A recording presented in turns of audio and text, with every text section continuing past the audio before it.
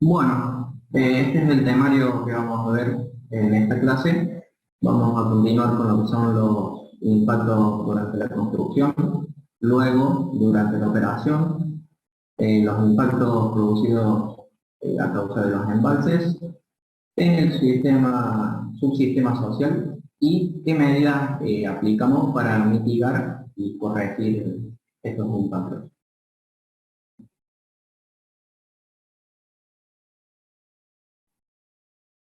En el suelo, Decimos dónde habíamos quedado en la propiedad. claro.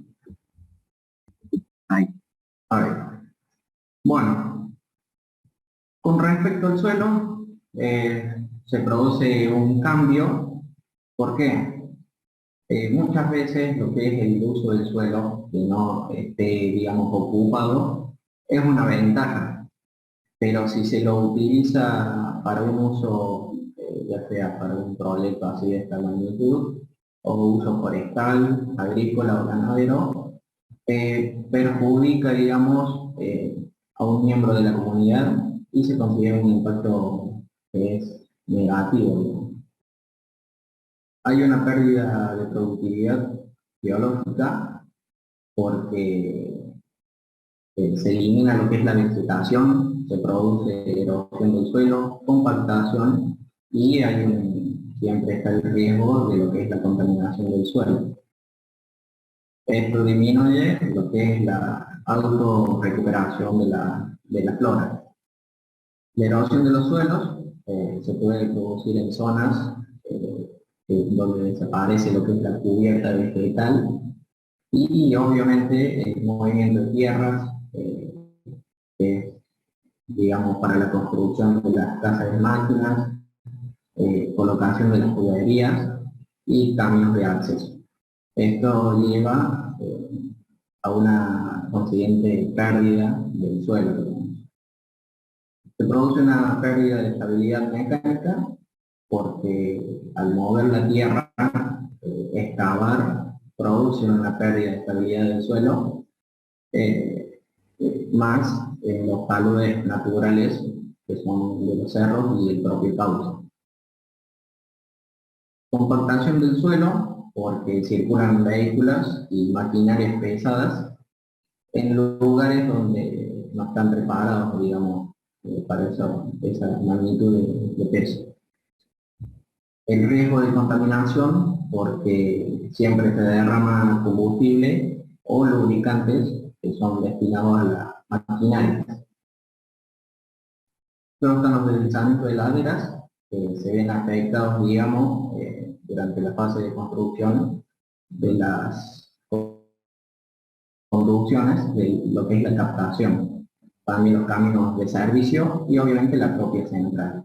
Esto puede tener efectos negativos cuando se encuentran, digamos, en zonas que son peligrosas, que son zonas montañosas, con laderas que tienen una pendiente considerable y por lo tanto, digamos, que son muy erosionales. Pues así es, bueno, con respecto a la flora, es obviamente que se produce una remoción de la cobertura vegetal, una pérdida de flora nativa debido a las obras civiles del proyecto, tal como ya mencionamos los canales, las casas de máquinas y todo lo que conlleva, digamos, las obras de construcción. Luego están las restricciones productivas, porque esa capa vegetal, digamos, se degrada con todo el movimiento de la maquinaria y equipos que se utilizan para el despeje de áreas y la construcción de las instalaciones, impidiendo obviamente lo que es la reproducción y recuperación de la flora. La fauna, se produce una alteración de comunidades acuáticas, porque esto es debido a diferentes razones, lo que es la eliminación de la vegetación, lo que son zonas ribereñas.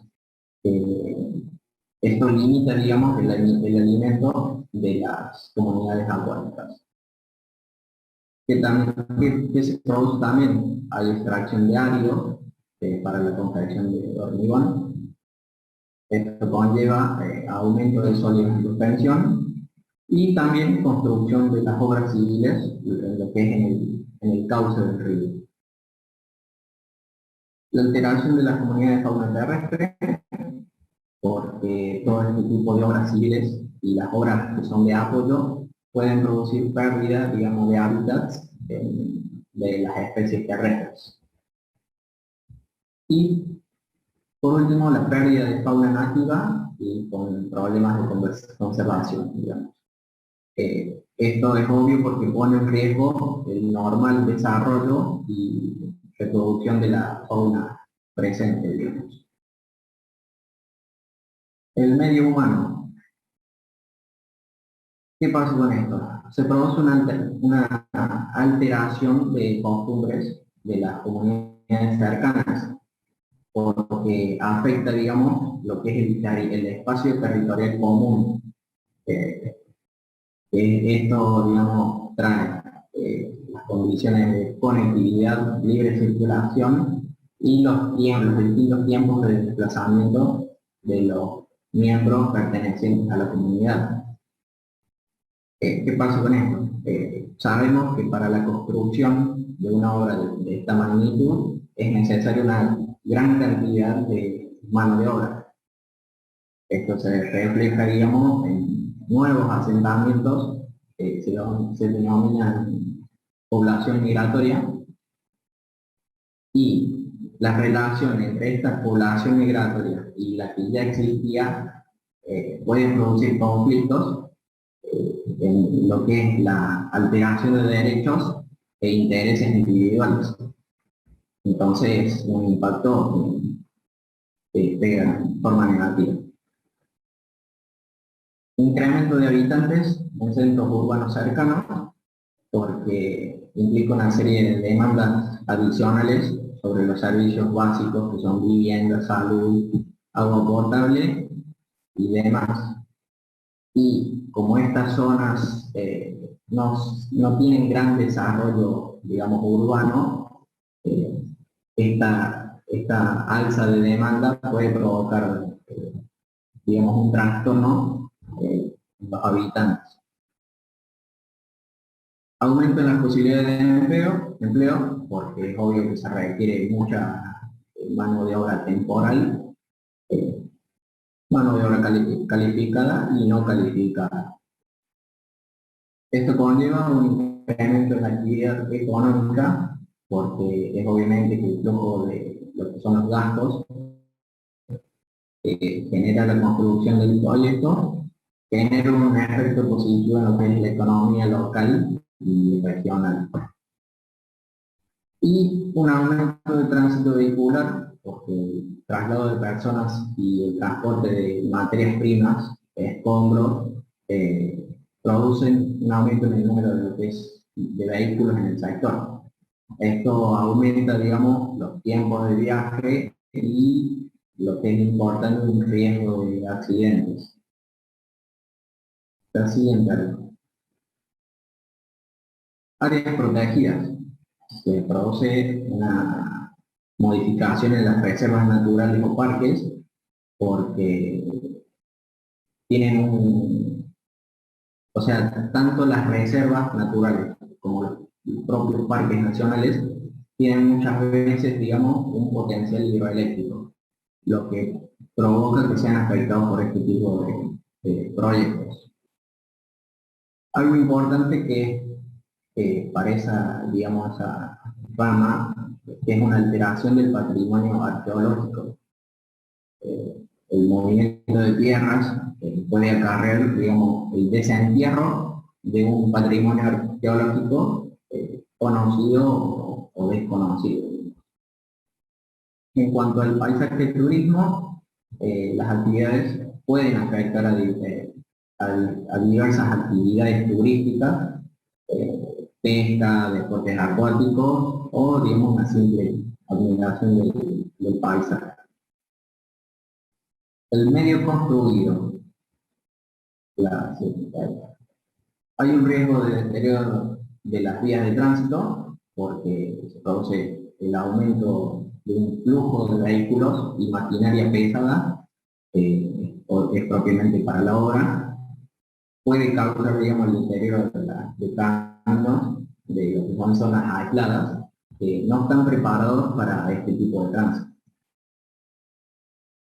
Hay que resaltar que esto, digamos, puede convertirse en algo positivo, porque se puede solucionar y mejorar, con lo que es el mejoramiento y construcción de nuevas vías de acceso, porque estos proyectos trae, digamos, consigo la mejora y la construcción de nuevas vías de acceso a las obras, lo que hace es integrar a sectores aislados, digamos, al sistema, y obviamente incrementar el valor de las propiedades de esa zona.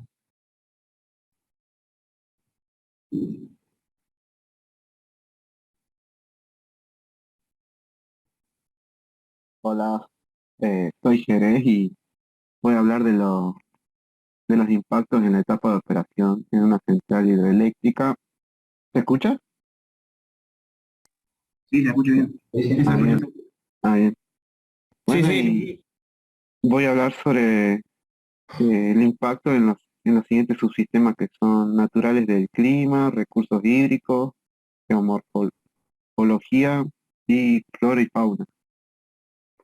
dame un segundo, Sebastián, que quiero mostrar algo para que vean lo que habló Leonardo. Dejo de Para que compartir, vean. ingeniero. Sí, eso. Comparto la pantalla mía. Fíjense, fíjense lo que es esto. Esto es Yacyretá. Yacyretá, ahí está la presa, ¿sí? Acá está para pasar los barcos, ¿sí? El elevador. Y fíjense que hay acá. Esto era Ituzaingó. Ituzaingó era una pequeña localidad de Corrientes. Fíjense que acá está el lado argentino y el lado paraguayo.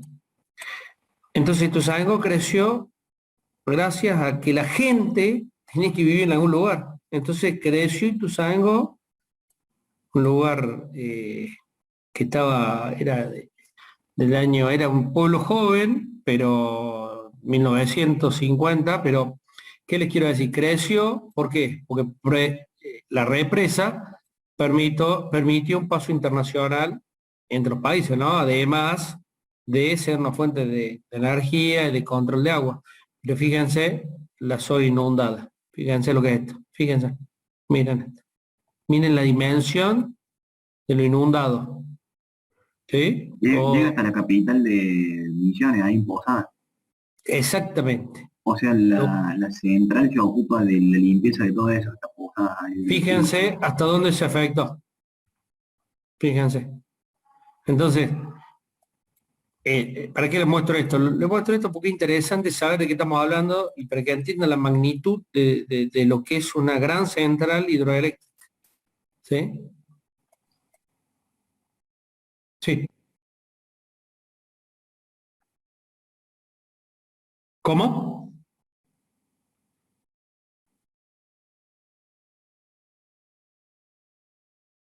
Y hay que, el Google Earth, Capaz que con la opción de Google Earth, volviendo en a el ver, tiempo, se sí. puede ver. A ver, vamos a experimentar rápidamente. Yo lo tengo en Google Earth, a ver si hay alguna imagen. Profe, también otra, que estaba escuchando a un chico que decía que el precio de las propiedades aumenta, o entendí mal. Sí, sí, aumenta. Claro, y es una diferencia con la central que vimos nosotros, que era lo contrario, se crean y el precio de propiedad bajaba. A ver, vamos a ver el tiempo, a ver hasta dónde nos deja ver. Ahí les comparto la pantalla nuevamente.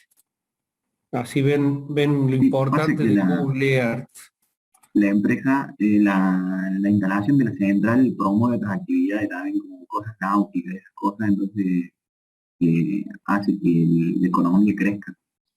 Fines turísticos, de entretenimiento, pesca. Fíjense, navegar. 1984. Fíjense el cauce. ¿Lo ven ahí? Sí, se ve, Si quieren lo medimos. Espere que tengo que sacar el visualizador.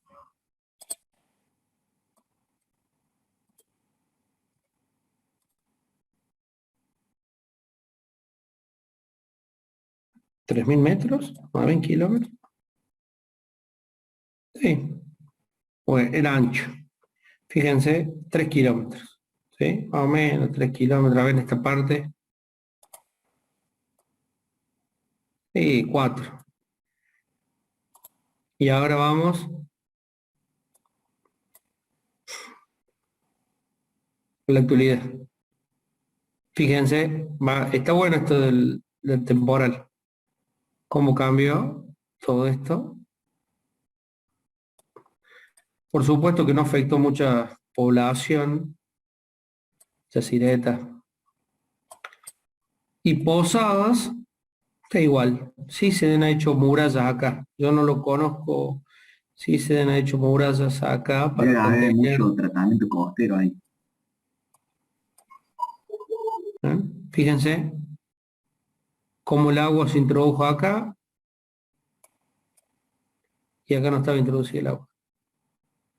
O sea que hay algún tipo de trabajo para que no tengan problemas Posadas.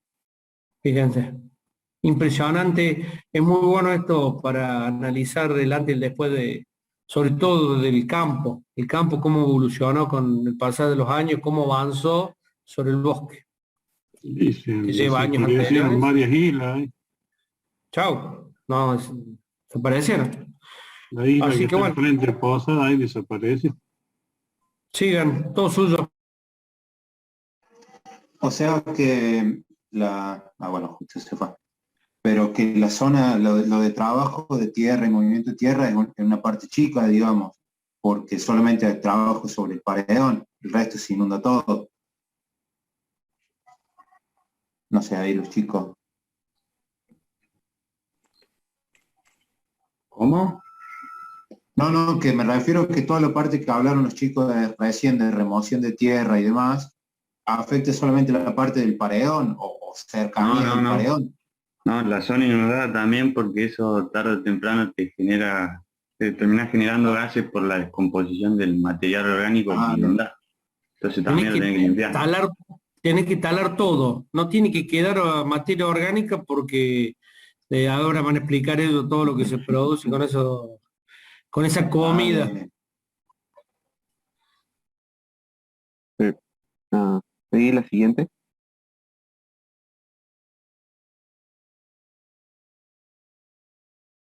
Bueno. Bueno, los cambios microclimáticos eh, se producen por la aparición de una superficie de agua que antes no existía, obvio, y como hay diferentes tipos de masas de agua, estas eh, cambian la reflectancia de la cuenca, causando así que suaviza el clima. ¿Y qué es suavizar el clima? Es cuando disminuyen las temperaturas máximas y aumentan las temperaturas mínimas. Por lo tanto, también se generan el aumento de evaporación de masa de agua expuesta durante un tiempo en una superficie mayor en una etapa del año. Y esto puede generar la aparición de neblinas y brumas, modificando así las precipitaciones. Y por último, se generan las reservas de entalpía, que esto sucede en las zonas húmedas, que actúan como esponjas gigantes, absorbiendo agua y librándola lentamente a lo largo del tiempo, constituyendo una reserva de entalpía. Vamos a pasar a la siguiente. Bueno, acá vemos lo que conté, que aparecen las neblinas y esto causa el cambio de las temperaturas mínimas y máximas. Pasar a la siguiente. Bueno, ahora voy a hablar de los sistemas naturales de los recursos hídricos y hablaré de la retención de sólidos o aterramiento. Ok, que son altamente perjudiciales para las especies acuáticas, especialmente peces, insectos y organismos acuáticos. Acá se tienen en cuenta las concentraciones de sedimentos derivados de los fenómenos erosivos de las cuencas, porque son altamente perjudiciales para las especies acuáticas. El embalse también actúa como un gran depósito de decantación, porque concentra en un tramo menor los objetos arrastrados y liberando el cauce de aguas abajo. La turbulencia del agua del cauce queda reducido gracias a dicha retención. Por eso podemos jugar con las descargas y se pueden conseguir también efectos beneficiosos con respecto a los nutrientes en suspensión tan importante para la vida piscícola de aguas abajo. E incluso en lo relativo a ese otro gran problema que constituye el transporte fluvial de sólidos que quedan retenidos en los cuerpos de las presas. ¿Sí? Ahora, subsistema natural de recursos hídricos. Esto sucede por la alteración de los caudales de ríos. Para paliar las consecuencias de la alteración excesiva del caudal circulante, se aplica el criterio del caudal ecológico, que el caudal ecológico es el caudal mínimo que debe circular por el cauce de un río para permitir el normal desarrollo de las poblaciones piscícolas que habitan en un determinado tramo. La regulación supone también una serie de beneficios, ya que mejora sensiblemente las características de los ríos y la calidad de vida de las poblaciones vecinas. Con el caudal varían la profundidad y ancho del cauce y es lógico que una disminución influya en la población de la flora y fauna que vive en él o dependen de ello. Siguiente. Bueno, Ahí, acá Jerez, pero sí, un minuto. sí. Ahí está leyendo las presentaciones, me gustaría que ampliara un poco Sí, más, desarrollara. es que si no, no voy a llegar por eso, no quiero añadir Bien, mucho por el ¿y cuánto es el tiempo. caudal ecológico? ¿Qué porcentaje del caudal normal? Normal. Pregunta parcial, pregunta final. ¿Puede repetir la pregunta? ¿Qué porcentaje del caudal original del río es el caudal ecológico? ¿El 90, el 80, el 50, el 20, el 30? ¿Qué porcentaje?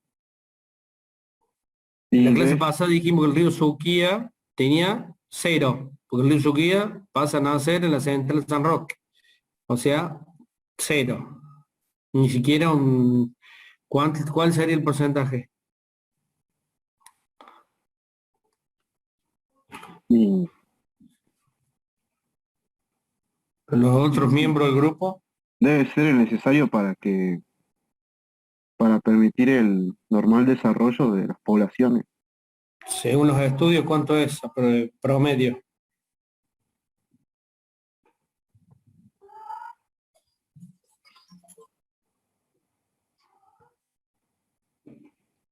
Bueno, el 10% es un valor promedio relativo, el 10% del caudal original. Sigamos, así no se atrasa. Bueno, en esta imagen vemos la variación del caudal y también después vamos a hablar del cambio paisajístico que generan estas represas. ¿Sí? Bueno, y ahora voy a hablar de la eutrofización, que es un proceso de enriquecimiento de las aguas del embalse en nutrientes, especialmente, como vemos ahí, de nitrógeno y fósforo, que es generado y produce un deterioro en la calidad del agua por exceso de la producción de algas en las capas superficiales. Por eso, este aumento en el consumo de oxígeno puede provocar el agotamiento de este elemento, impidiendo así el desarrollo de organismos en las capas profundas del embalse y favoreciendo la acumulación de sustancias reducidas que dificultan el aprovechamiento del agua. Cuando este proceso se produce de forma natural, es muy lento y difícil de apreciar, pero si se le suman los efectos debidos a la actividad humana, se acelera considerablemente, como vemos en la siguiente imagen. De ahí vemos todas las aguas municipales de desecho, los compuestos de hidrógeno producidos por coches e industrias, descarga de detergentes de uso doméstico, la escorrentía de fertilizantes, de establos y granjas. Las escorrentías son aguas, las aguas de las lluvias, digamos, que también vienen de las calles de edificios y jardines piscícolas, y la escorrentía por erosión. Bueno, seguí. Y acá vemos cómo quedan las aguas. Seguí. Bueno, un sistema natural de geomorfología. Se denomina sismicidad inducida porque se asocia a cambios de las condiciones del agua subterránea, tanto arriba como abajo del embalse, y a la carga del agua que contiene. Puede asociarse a la inestabilidad de laderas. Y después está la modificación de las riberas por disminución del caudal de los ríos. La alteración del régimen natural del río que produce la construcción de un salto a su caudal y en consecuencia a la aportación de humedad y de nutrientes de riberas, produce especialmente acusado en riberas de fuerte pendiente. Y bueno, como dijimos, la alteración del valor paisajístico, es verdad que afecta en su construcción más que nada las represas, pero una vez terminado pueden servir para la atracción turística de personas y también en la fauna, es verdad que también afecta, pero a veces hay aves que son atraídas por estas grandes construcciones y generan sus nidos en dichas construcciones. Continúa. Ve, acá estamos viendo el proceso de sismicidad que comienza en la parte de izquierda con la meteorización y erosión, y después estos segmentos son transportados por un medio que puede ser el agua o arrastrados también por el viento también, y llegan hasta el fondo de los ríos o los cauces donde comienza la sedimentación. O sea, se van acomodando las piezas en el fondo del río. A ver, sí. Y bueno, llegamos a las modificaciones del subsistema natural, flora y fauna, en los que está la aparición del nuevo hábitat, donde los embalses constituyen un entorno húmedo en el que pueden concentrarse especies que de otro modo se verían desplazados e incluso estarían condenadas a desaparecer. La existencia de grandes superficies de agua poco profundas y claras que propician una buena iluminación de los fondos permite la existencia estable de extensas praderas de plantas sumergidas.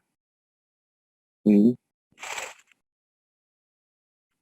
Bueno, la fauna íctica, que son las especies piscícolas más afectadas, son las que tienen un marcado carácter migratorio, ya que el embalse supone un obstáculo físico en su camino río arriba para realizar la presa. Este es un problema común a todas las centrales hidroeléctricas, sean del tipo que sean, que supongan la construcción de una estructura infranqueable o dejen un tramo de río seco como veremos en la siguiente. A ver, continúa. Claro, como vemos en la siguiente imagen, porque debajo de la presa las comunidades de peces son muy afectadas por la regulación hidroeléctrica a través de una disminución de comida y efectos de subida y bajada del río en grandes proporciones. ¿Cuál es la solución a esto?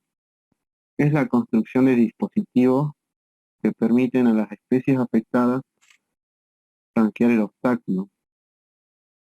Existe una gran variedad de estructuras para este fin y las más comunes son los pasos, las escalas y las esclusas, que veremos en la siguiente imagen,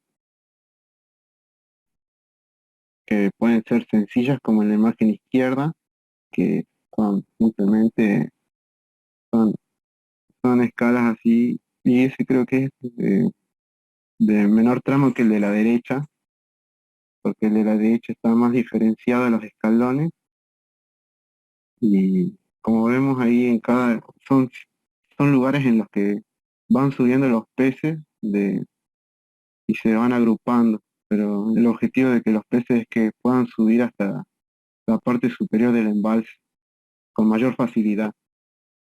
A ver, y Les puedo mostrar un video de cómo se hace el movimiento de peces.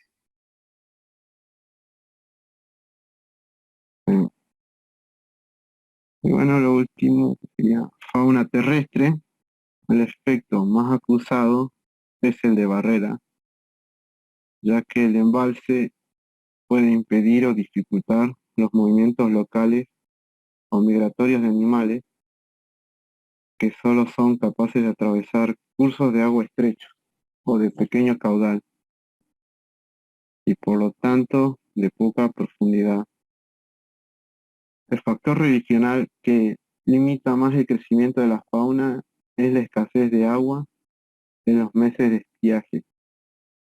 Por tanto, la creación de masas permanentes de agua es beneficiosa para las comunidades faunísticas terrestres.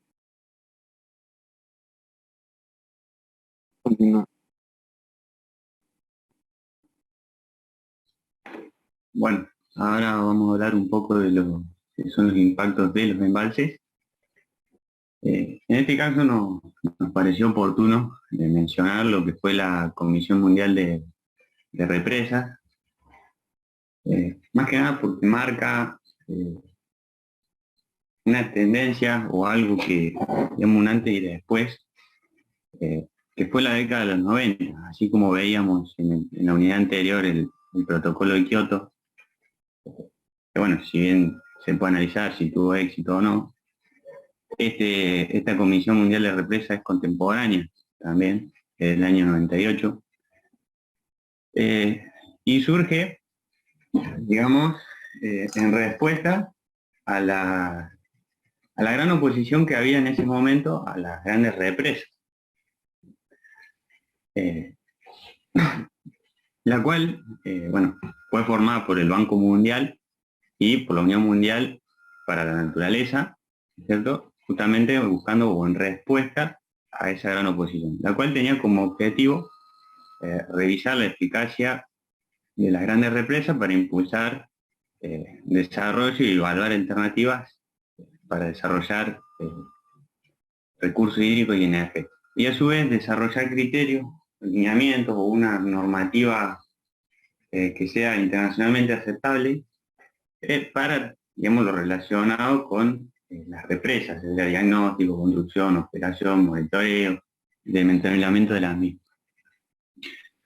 Bueno, ¿qué hizo esta comisión mundial? Bueno, ahí al principio podemos ver una reflexión donde dice que las grandes represas producen una serie de impactos violentos, en su mayoría son negativos más que positivos, y que han conducido a la pérdida de especies y de ecosistemas. Bueno, ¿qué hizo esta comisión mundial?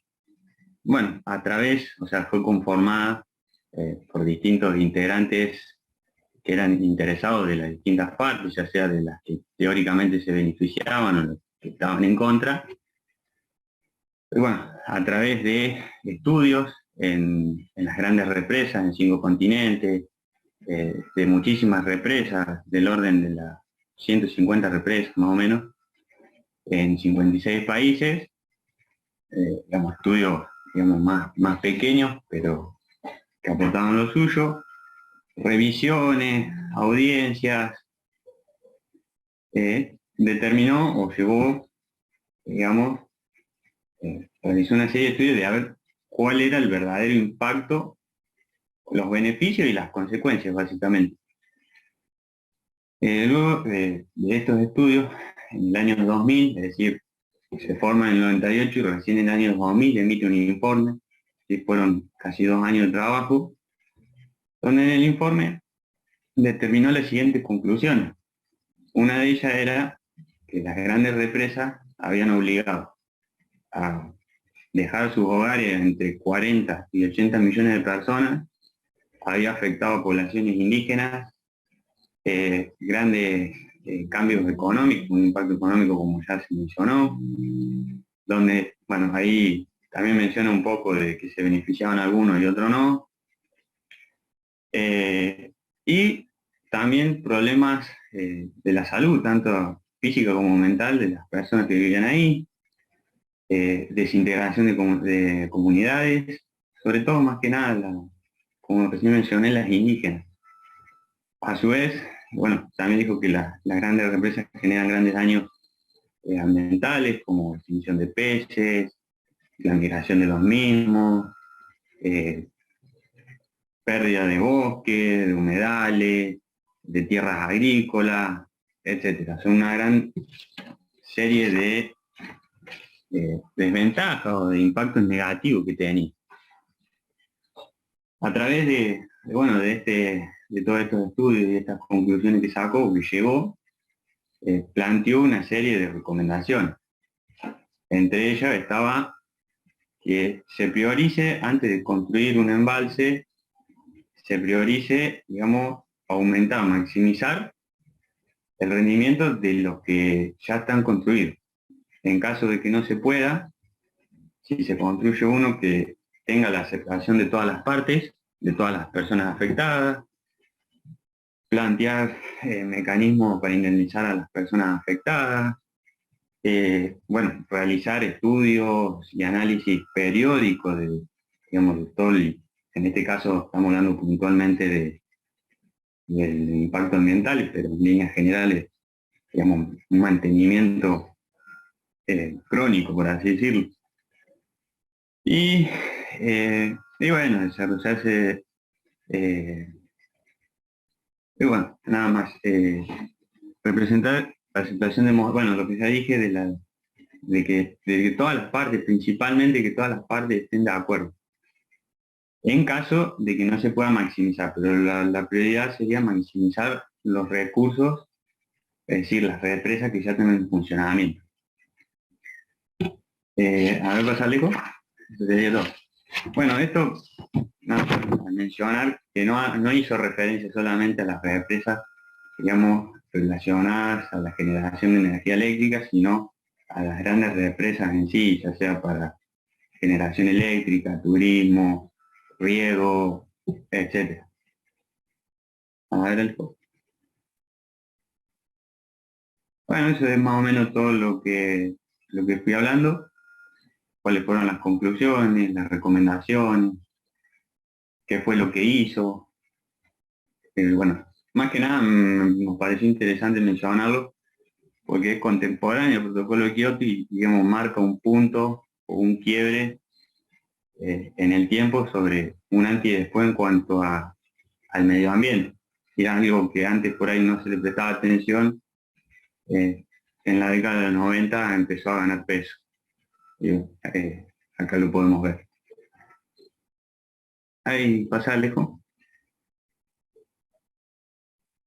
No, ahí está todo esto lo estoy hablando. Y ahora viene, ahí está.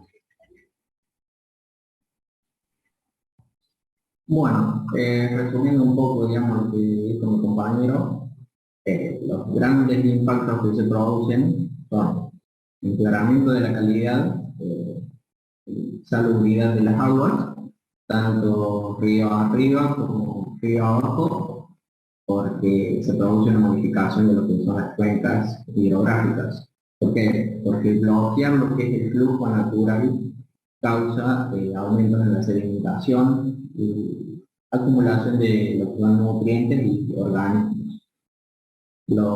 Estos grandes embalses pueden también producir contaminación con sustancias o bacterias tóxicas que digamos amenazan a la salud pública.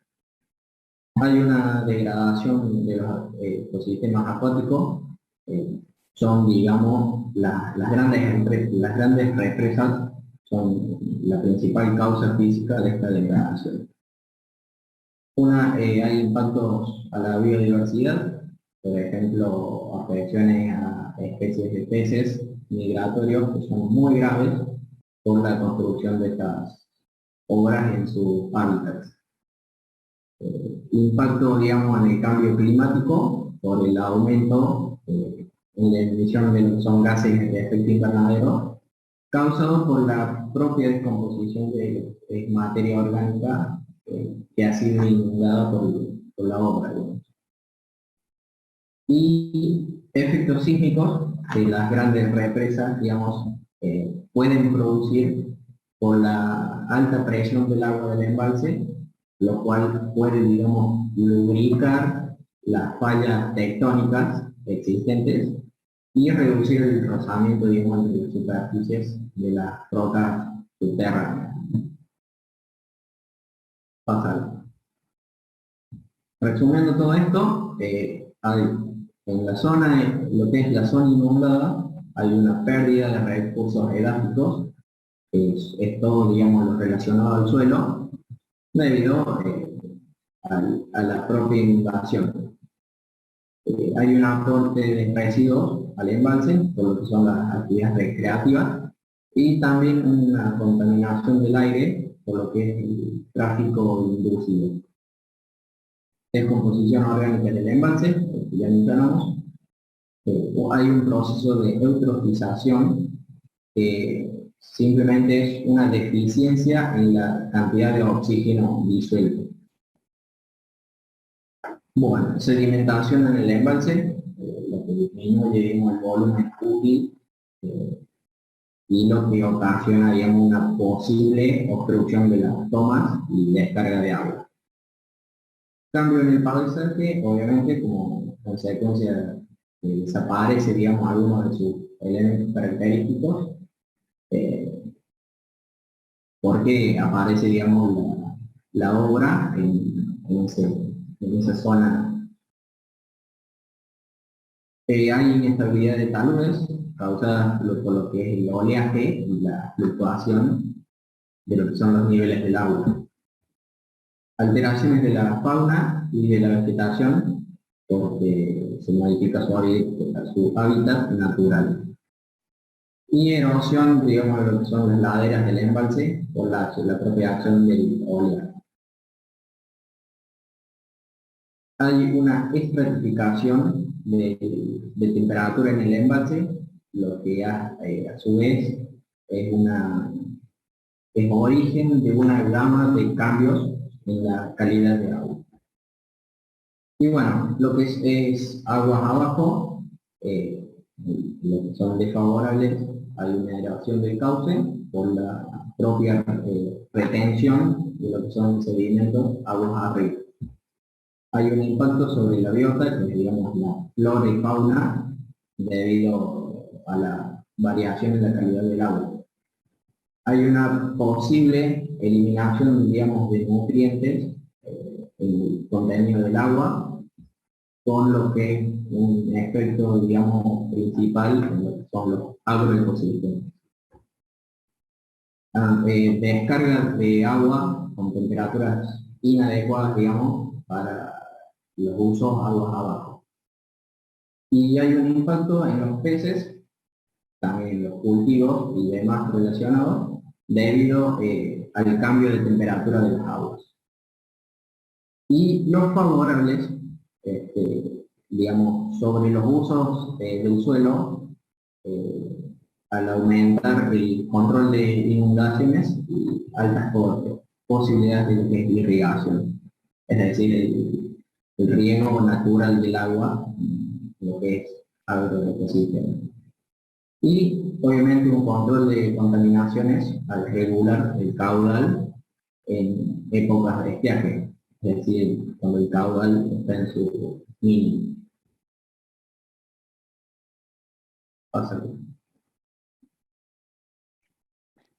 Bueno, yo voy a hablar de los impactos en el subsistema social, que es el impacto de una construcción de una represa va a tener un impacto en lo social, determinando la influencia de lo económico, lo político, lo cultural, los efectos sobre la salud, las actividades nuevas que se crean, algunas que se eliminan, y si hay una relocalización de las personas si fuese necesario.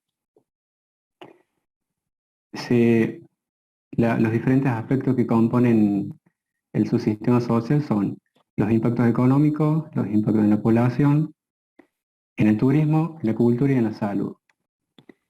En lo económico, uno de los más importantes sería la pérdida de grandes áreas en la producción agrícola debido a la inundación de las tierras por la creación del embalse. La transformación del comercio local a actividades turísticas, ya sea navegación, pesca, etc. Y también una reestructuración edilicia para afrontar el nuevo crecimiento del turismo en el área, ya sea creación de nuevos hoteles o casas. Esto a su vez va a traer trabajo. En el impacto en la población, lo más importante es el crecimiento poblacional debido al turismo o un reasentamiento total de la población debido a las tierras inundadas. Como dijo mi compañero, más de 40 millones de personas han sido desplazadas en todo el mundo debido por represas. Muchos de los desplazados no fueron reconocidos como tales, por lo tanto, no fueron o reasentados o indemnizados. Y en los casos en los que sí fueron, la indemnización no fue suficiente, digamos. Bueno, el impacto en turístico se trata de que una ciudad que no era turística va a pasar a serlo totalmente turística. Entonces, la creación de un espejo de aguas, un lago, va a atraer zonas de interés de paisaje, de desarrollo de deportes náuticos, todo lo que las personas en los días de ocio pueden llegar a visitar, haciéndose una ciudad completamente turística. En el aspecto cultural, se va a ver reflejada en cambios de costumbres o tradiciones, debido a que van a tener nuevas actividades para realizar, y se pueden producir pérdidas o deterioro de algunos elementos con valor cultural o histórico. Por ejemplo, se pueden haber llegado inundado cementerios aborígenes, que es muy común en la zona del sur. Luego, impactos en la salud. Las aguas estancadas de las represas pueden causar grandes variedades de enfermedades endémicas, que son aquellas que afectan a una zona de una forma permanente, a una región de una forma permanente. Algunos de los agentes de estos portadores de enfermedades son los mosquitos y los caracoles, que viven en aguas quietas y pueden provocar el dengue, el paludismo y la fiebre amarilla. Este tipo de enfermedades se las ha visto en alrededores de la represa, por ejemplo, de Itaipú y Yacyretá. Además, también puede aumentar las posibilidades de enfermedades como diarrea, erupciones en la piel y entre otras también referidas al estancamiento de agua. esta área, Alejo. Bueno, ya hemos hablado sobre los impactos que provoca la instalación de la central. Ahora vamos a hablar sobre cómo se mitigan todos estos tipos de impactos. Y si no se los logra mitigar, cómo se los corrige. Bueno, estamos media hora, cuando sea la hora me avisan. ¿En qué radica la importancia de identificar un impacto ambiental? La importancia de identificar un impacto ambiental radica en, o sea, al descubrir el impacto ambiental debemos analizar los impactos positivos y los impactos negativos. Debemos maximizar los impactos positivos y tratar de reducir los impactos negativos con el objetivo de cuidar el medio ambiente y también lograr garantizar un uso sustentable de los recursos. ¿A qué se define como medidas de mitigación de los impactos ambientales? Bien, a las medidas de mitigación se las va a definir como el conjunto de acciones que me van a permitir controlar, atenuar, disminuir un impacto negativo que tiene una acción o una actividad del hombre en el ambiente. También se puede definir como medidas de mitigación aquellas acciones que van a permitir mejorar o maximizar aquellos impactos positivos que tiene también una actividad o una acción del hombre en el ambiente. ¿En qué se van a basar las medidas de mitigación? Las medidas de mitigación se van a basar en acciones de prevenir impactos ambientales y no en corregir impactos ambientales. ¿Por qué? Porque el costo que tiene la prevención de un impacto ambiental es mucho menor que el costo que tiene una acción de corregir un impacto ambiental. Por lo tanto, conviene prevenir un impacto ambiental que corregirlo. Bien, ahora vamos a hablar de los distintos programas o actividades que se realizan, o sea, que debe realizar una central hidroeléctrica para la mitigación de los impactos que produce. Como primer medio tenemos las obras de tratamiento costero. En las obras de tratamiento costero tenemos estas tres actividades: la recomposición de la trama urbana, la remoción de infraestructura existente y la construcción de la nueva margen costera. ¿Qué actividades están relacionadas con la recomposición de la trama urbana? En la recomposición de la trama urbana están relacionadas actividades como la pavimentación, el sistema de distribución del agua potable y cloacal. También está involucrado el sistema de tendido eléctrico y el sistema de comunicación. En la remoción de infraestructuras existentes, ¿qué significa esto? Que cuando, o sea, tenemos el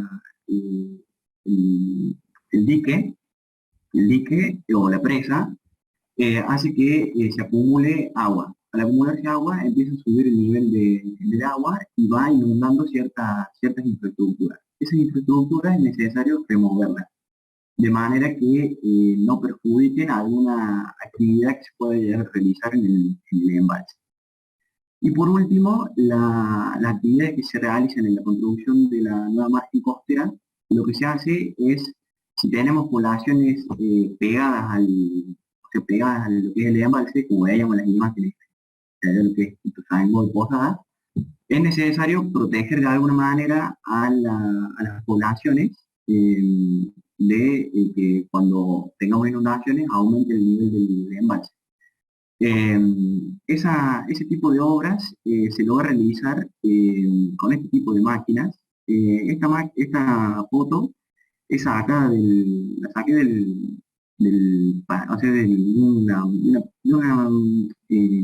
un medio que le hace un reportaje a, si no mal recuerdo, un miembro de Yacyretá, en el cual mostraba cómo se hacía esta obra de tratamiento costero. En este caso, esta obra que se está mostrando en la imagen es de remoción de maleza, ya lo voy a hablar también, pero lo que se utiliza son balsas, no van a retroexcavadoras y a partir de la balsa les permite flotar a las retroexcavadoras y de esa manera hacer las actividades que he ido mencionando. Bien. Después les voy cuando termine la clase les voy a pasar un video de cómo está trabajando la máquina. Sí, ahí se Bien. ve en parte por qué hay que, digamos, limpiar, remover toda la maleza previo a la inundación. Sí. Y no después pasan esas cosas. Bien, otro programa es la calidad del agua. El objetivo principal del programa de calidad de agua es tener el estado actual de la calidad del agua y el estado del ecosistema acuático. A su vez tiene otros objetivos del programa de calidad de agua que son detectar problemas y efectos. Estos problemas y efectos normalmente lo que va a servir es detectar problemas y efectos no deseados para poder corregirlos. Otro objetivo es recomendar criterios. Estos criterios son relacionados al manejo del embalse de agua. Otro objetivo es determinar la eficacia de las medidas de mitigación. Determinar la necesidad de estudios adicionales. Esto está relacionado con, a veces es necesario realizar otro tipo de estudios, aparte de lo que hacen comúnmente, para determinar la calidad del agua. Y por último, determinar el nivel de cumplimiento de todos estos objetivos para lograr la calidad del agua. Esta es una foto que no está relacionada con un embalse de la central hidroeléctrica, pero sí es de una toma de muestra del río Paraná, cercano a una parte de un puerto. Y bueno, yo quiero creer que la toma de muestra del agua en un embalse, las características de una central hidroeléctrica, son parecidos de esta manera. No estoy seguro, pero bueno, quise ejemplificarlo de alguna manera. Bien, después tenemos el programa de control de erosión. ¿Qué es el control de erosión? El control de erosión es una práctica o un control de la erosión hídrica o eólica que se tiene en actividades viales, zonas costeras, en la construcción de canales o en sitios de construcción. Este programa va a tener ciertos objetivos también. Primero, el objetivo primero es efectuar un diagnóstico de la nueva línea de ribera cuando se tenga el embalse, ¿no? Después, determinar las áreas críticas. En un embalse y en los ríos tributarios y aguas abajo también del embalse, va a haber zonas críticas en donde va a haber mayor erosión del suelo. Por lo tanto, es necesario determinar esas áreas críticas. Hay otro objetivo que es la evaluación de la incidencia de los componentes del proceso erosivo. Los componentes son cómo erosiona el viento, cómo erosiona el oleaje del embalse y del río, cómo es el desnivel del suelo, cómo es la compactación del suelo. Todo eso van a ser componentes que van a determinar la magnitud del proceso erosivo. Otro objetivo es determinar la magnitud del proceso erosivo. El proceso erosivo se va a determinar, la magnitud del proceso se determina en función de acumulación de sedimentos o no acumulación de sedimentos, sino de erosión en este caso, en centímetros por año. Y determinar la magnitud del proceso erosivo en distintas zonas de tanto el embalse, agua abajo y los ríos tributarios, permite obtener una tendencia del proceso erosivo en todos estos sitios.